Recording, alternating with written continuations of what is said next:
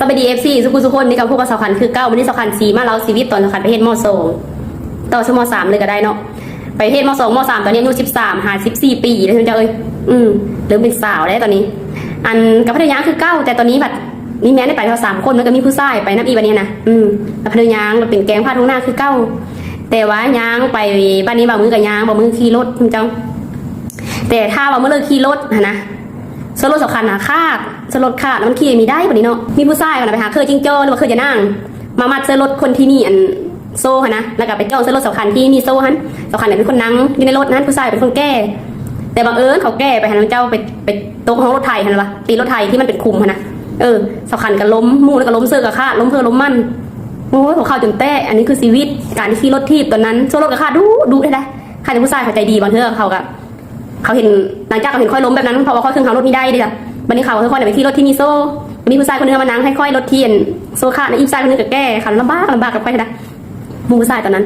วันนี้มีมือนึงเนาะที่ว่าสาวขันยางกับมูซื้อขัน2 คน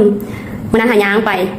ถ้าว่ายางไปโรงเรียนตอนนั้นเนาะของกินก็ไม่มีเพราะมีแต่ข้าวกับแก้วห่อไปนะวันนั้นภรรยาไปกับมูซื้อขัน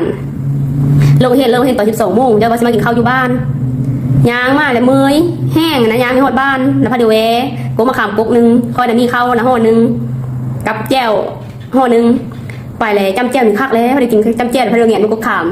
แต่ละมะขามมันกำลังตื้งมันกำลังเป็นนวลมันนะท่านนวลดำเนาะนวลมันกำลังมันพอดีแควพอดีเอาไปแม่มะขามมันเดี๋ยวข้าวล่องด้วยปะล่องวะพายแม่มะขามมาเอาไม้ทับแล้วก็ทับเอาในมันนะมากินจำแก้ว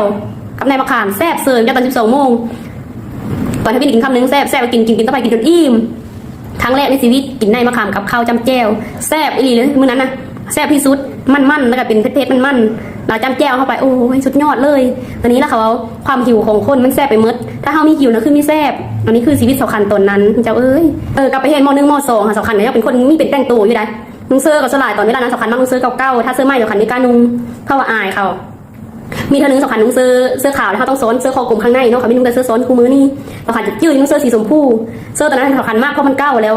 เพราะเขาสำคัญนี่มักนุ่งเสื้อใหม่ก็มีบ่มีสำคัญไม่นุ่ง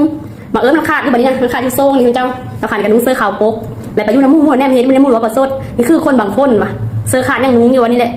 สำคัญก็ได้ยินเพราะสำคัญกับหุ้งตัวดีว่าสำคัญนุ่งเสื้อขาดมาเมื่อนั้นสำคัญทิมเลยเสื้อตอนนั้นนะ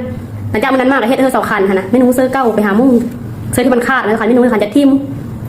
อันนี้เขาว่าคนเฮาจะไปท่ามูเว้าแล้วเขาก็มีการตื่นตัวถ้ามูเว้าเขาก็ยังเหมือนเดิมฉะนั้นอย่าไปเครียดให้มูได้เวลามูเว้านะ